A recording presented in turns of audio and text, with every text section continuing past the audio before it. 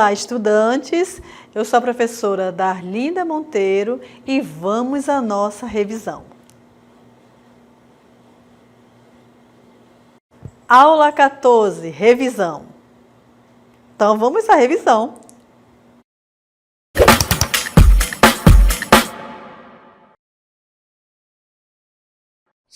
Vamos falar de mols. Você já ouviu essa palavra? Mol. Alguém disse não, nunca. Sim, é porque mol, ela é uma unidade que a gente só consegue ouvir na química, tá? O que seria um mol? Ó, veja aí. É uma unidade do Sistema Internacional de Unidades e o mol, ele serve para medir a quantidade de uma espécie química. Pode ser uma substância, um íon, tá? O mol é a quantidade de uma substância que contém o mesmo número de entidades elementares, átomos, moléculas e íons. E esse número, ele é conhecido como número de Avogadro, tá? E ele tem um valor. Então, o mol de qualquer átomo ou qualquer molécula sempre vai ter esse valor aí. 6,02 vezes 10 elevado a 23. Observe aí um exemplo, né? Nós temos aí a tabela periódica. Dentro da tabela periódica, nós utilizamos, né, aqui fazendo uma relação mol com a massa, né, a massa atômica dos elementos, que cada elemento desse da tabela tem uma massa atômica, né? Essa massa atômica identifica aí esse átomo. Então, observe aí, olha, um mol de prata tem 107,9 gramas, é a sua massa atômica. Assim como o mol de carbono tem 12,01 gramas e assim como o mol de enxofre tem 32,07 gramas. Então, uma relação que eu estou fazendo com mol e massa atômica. Podemos calcular o mol de qualquer substância usando essa fórmula aí, ó. Fórmula N é igual a M sobre M maiúsculo. Cada letra tem um significado, né? Então, o N significa número de mol, M minúsculo a massa e o M maiúsculo é a massa molecular. Então, através dessa fórmula é possível calcular o número de mol de qualquer substância. Tá bom? Posso usar a regra de 3 simples para calcular o mol? Pode. Aí, nesse caso, a gente vai ter que fazer uma relação, né? O mol relacionado com massa atômica ou o mol relacionado à massa molecular, tá certo? Então, isso vai depender das informações dadas no enunciado da questão. E nós temos aqui uma aplicação, observem. O número de mol existente em 160 gramas de hidróxido de sódio então ele quer saber o número de mol, né?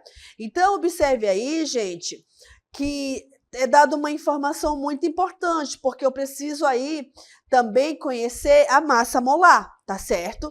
O que é a massa molar? A massa molar é a massa dada em gramas por mol, tá? Ela é indicada por gramas por mol. Então, para achar a massa molar, eu preciso calcular a massa molecular. E é isso que a gente vai fazer agora, para a resolução dessa aplicação. Observem. Primeiro, você vai determinar a massa molar do hidróxido de sódio, né? Que ela é dada, tá? Pela soma das massas atômicas dos elementos que formam a molécula, que no nosso caso é o hidróxido de sódio. Tá certo? Observe aí que a massa molar do hidróxido de sódio é 40 gramas por mol. No segundo passo, aí eu vou determinar o número de mol. Como é que eu determino o número de mol? Usando a fórmula. Esse M minúsculo aí, essa informação, ela faz parte do exercício. O exercício forneceu essa massa, que é 160, mas a massa molar, ele não forneceu, então foi necessário calcular a massa molar, que deu 40, né, que é o cálculo anterior, e fazendo essa divisão, o número de mol é igual a 4 mol de hidróxido de sódio, é o que ele pede. E aí, falamos em massa atômica, né? A massa atômica, gente, é a massa de um átomo, de um elemento, químico. A unidade que expressa essa massa atômica é 1, que é a unidade de massa atômica, e ela é basicamente uma medida do número total de prótons e nêutrons no núcleo de um átomo. Mas a gente não vai precisar fazer esses cálculos não aí, não vamos precisar calcular essa medida de massa atômica. Vamos usar a tabela periódica, tá?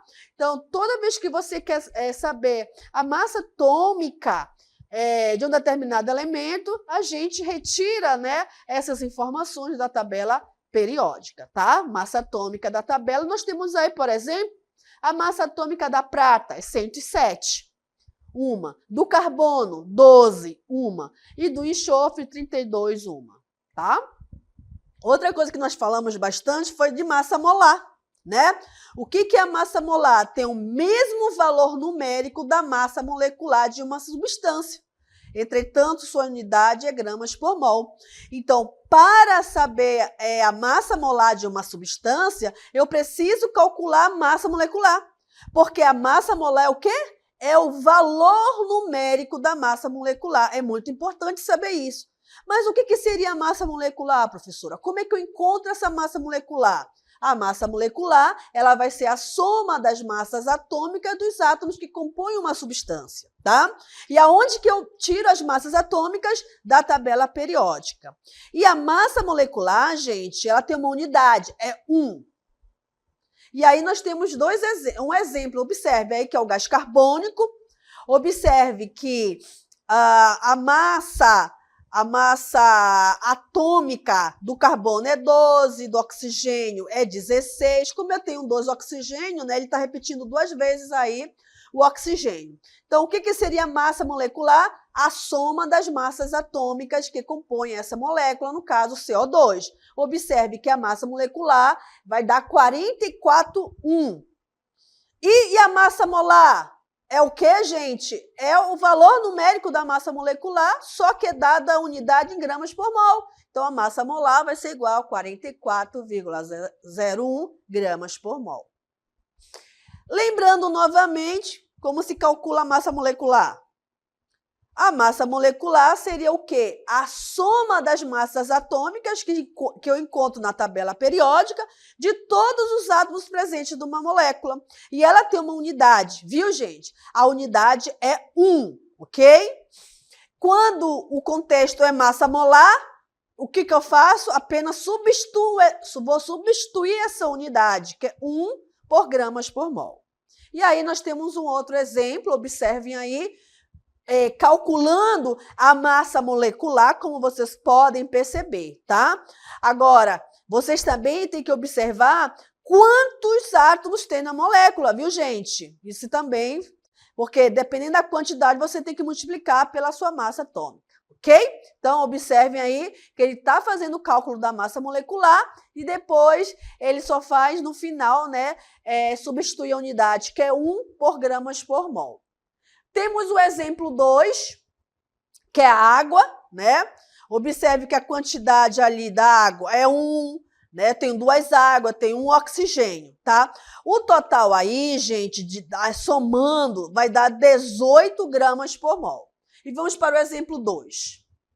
No exemplo 2, observem aqui que eu tenho aqui 2 átomos que formam essa molécula. Eu tenho o carbono e tenho o oxigênio, tá certo? Quantas quantidades? Eu tenho uma quantidade. Eu tenho um carbono e tenho um oxigênio. Qual é a massa atômica do carbono? É 12. Qual é a massa atômica do oxigênio? 16. Informações retiradas da tabela periódica, tá bom? Então, somando aqui, eu vou ter uma massa molecular. Eu vou ter 28. Uma é a massa molecular. E qual o valor da sua massa molar? Qual o valor da sua massa molar? Vai ser igual a 28, só vou trocar a unidade, gramas por mol, ok? Vamos para o exemplo 3. Observe no exemplo 3, né, que nós temos uma outra molécula, que é o ácido sulfúrico. Veja a quantidade aí, né? Ó, eu tenho 2 hidrogênios, então eu vou ter que pegar a massa atômica, que é 1, e multiplicar pela quantidade, tá, gente? O enxofre é 32, a sua massa atômica, mas quanto tem na molécula? 1, aí multiplica. E tem o oxigênio, que a massa atômica é 16, mas quantos oxigênios eu tenho na minha molécula? 4, aí você tem que multiplicar por essa quantidade, ok? O total aí da massa molecular, 98,1. E seria a massa molar? Ó, é muito fácil, é só substituir a unidade. Fica massa molar igual a 98 gramas por mol. Bem facilzinho, né? Não é difícil, não. Tudo bem? Então, nós saímos aí do cálculo de massa molar, massa molecular, massa atômica. Então, ficou mais fácil. A gente se familiarizou com esses termos não comuns, né? No nosso dia a dia, somente na química. Agora, vamos falar sobre 2 leis bem importantes. Vamos conhecer aí a primeira lei, que é a lei de Lavoisier, também conhecida como conservação de massa. O que diz essa lei de Lavoisier, tá? Em uma reação química, a massa dos reagentes é igual à massa dos produtos. E aí nós temos um exemplo para a gente pensar. Se a gente queima madeira, né? Quando a gente queima madeira, o que a gente observa? Que ela se transformou em cinzas, em gás carbônico e vapor d'água. Mas não é porque ela se transformou que a sua massa foi alterada. Não, ela permaneceu a mesma, tá certo? Então, em termos matemáticos, podemos expressar que essa lei, a lei da seguinte forma. Olha aí, observe que a massa dos produtos é igual à massa dos reagentes. Então, nós temos aí uma imagem, né? Quando essa reação ocorre aí dentro desse recipiente, o que acontece com esses átomos? Eles são rearranjados, ou seja, eles vão formar novas substâncias, tá? Que a gente chama de produtos. Apesar dessa reorganização, né? A massa total dos reagentes ela é igual à massa total dos produtos, como vocês podem perceber pelos valores aí na balança, não é verdade? Houve um rearranjo ali na equação química, mas a massa permaneceu a mesma, né? A massa antes e depois da reação, como a gente pode perceber na balança, é a mesma, tá? Mostrando que a formação de novas substâncias ocorre com a mesma quantidade de átomos dos reagentes. Então, lei de Lavoisier, massa dos produtos é igual à massa dos reagentes. E aí nós temos uma aplicação, né? Em um experimento químico, um cientista observou a reação de combustão completa de uma amostra de propano na presença de oxigênio. Observe a reação, tá? De acordo com a lei de Lavoisier, qual é a expectativa em relação à massa dos reagentes e dos produtos? Nós já temos uma ideia. O que diz Lavoisier através dos seus experimentos? O que ele comprovou, né? Através dos seus estudos, através da prática experimental? Que a massa dos reagentes permanece a mesma na massa dos produtos. Vamos ver onde que está essa resposta? Então, temos a letra A, a letra B, né? Observem aí. E a gente observa que a resposta está na letra C. Olha aí. A massa dos produtos será igual à massa dos reagentes. De acordo com a lei de Lavoisier, a massa total dos reagentes em uma reação química é igual à massa total dos produtos formados. Portanto, espera-se que a massa dos produtos seja igual à massa dos reagentes na combustão completa do propano. Por mais que haja uma transformação ali, mas a massa ela não é alterada, ela permanece a mesma, segundo Lavoisier, através dos seus experimentos. Temos aí a aplicação 2. Quando um objeto de ferro enferruja ao ar, sua massa aumenta. Quando um palito de fósforo é aceso, sua massa diminui. Essas observações violam a lei da conservação das massas? Justifique sua resposta. Pelo nosso comentário, não, tá? Isso não vai contrariar a lei de Lavoisier, porque a massa do sistema ela foi conservada. Ela só não foi visualizada, tá? Por que a gente não conseguiu visualizar isso? Porque o sistema é aberto. E para que a lei de Lavoisier seja visualizada, é necessário que o sistema seja fechado. Tem essa condição aí, tá bom? Agora vamos para outra lei, que é a lei de Proust, que é chamada de proporções definidas. O que ela estabelece? Que a razão entre os elementos que formam uma substância, ela é sempre fixa, tá bom? Aí eu trago aqui, gente, podemos perceber através do processo de fabricação do fermento biológico. Então, quando a gente quer preparar um pão, por exemplo, a gente utiliza esses materiais, né? A farinha, a água, o fermento biológico e o açúcar. Esse exemplo da preparação do pão, né? A gente pode observar as leis das proporções definidas, que é de John Proust. Esse fermento biológico, ele vai, por mais que você aumente, né, a quantidade de material, a razão é sempre a mesma, tá certo? Então, independentemente de onde você compra o fermento ou de como ele é produzido, o fermento biológico terá sempre uma composição fixa de micro-organismo, geralmente fermentado. Os açúcares e outros componentes também, né? Que são combinados para fazer a fermentação. Então, a quantidade de açúcar que o fermento consome e a quantidade de dióxido de carbono que ele libera durante a fermentação para fazer o pão crescer serão sempre proporcionais, tá, gente? Independe disso da origem ou da marca do fermento. Olha que legal, né? Então, esse exemplo da preparação do pão, ele ilustra a ideia central de que em um composto ou mistura, os componentes estão presentes em proporções fixas. Aí nós temos uma aplicação da lei de Proust, né?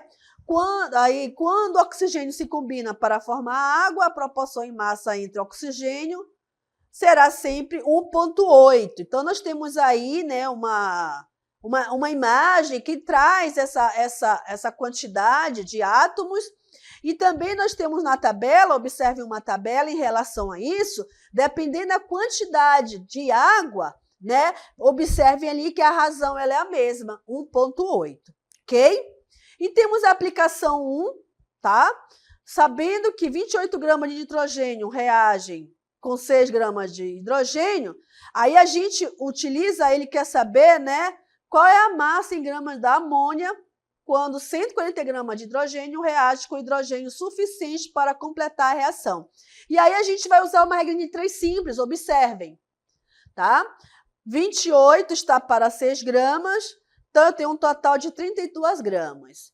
Aí, olha, na próxima, o que a gente vai fazer? Em 28 gramas de nitrogênio, eu tenho 34 gramas de amônia. E em 144 gramas, eu tenho Y. Então, o total aí, 170 gramas. Observem a aplicação 2, tá? Na aplicação 2, a resposta é a letra E. Vamos usar as aplicações aí, vamos retirar todas as informações aí, ó, observe aí na resolução. Eu pego as informações dadas na questão, né?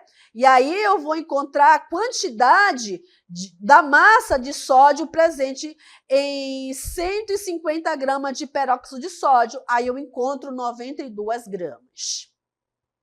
Mais uma aplicação. Nessa aplicação, ele quer saber o que diz a lei de Proust, né? As leis das proporções.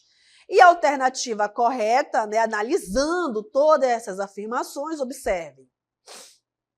É a letra B, né? Os elementos de um composto químico se combinam sempre em proporções fixas e em massa. Então, o que ele quer dizer, né, com isso? A lei de Proust afirma que qualquer substância pura, como cloreto de sódio, sempre terá a mesma composição percentual de seus elementos constituintes, independentemente de como ou onde tenha sido produzida. E assim a gente termina a nossa revisão de hoje.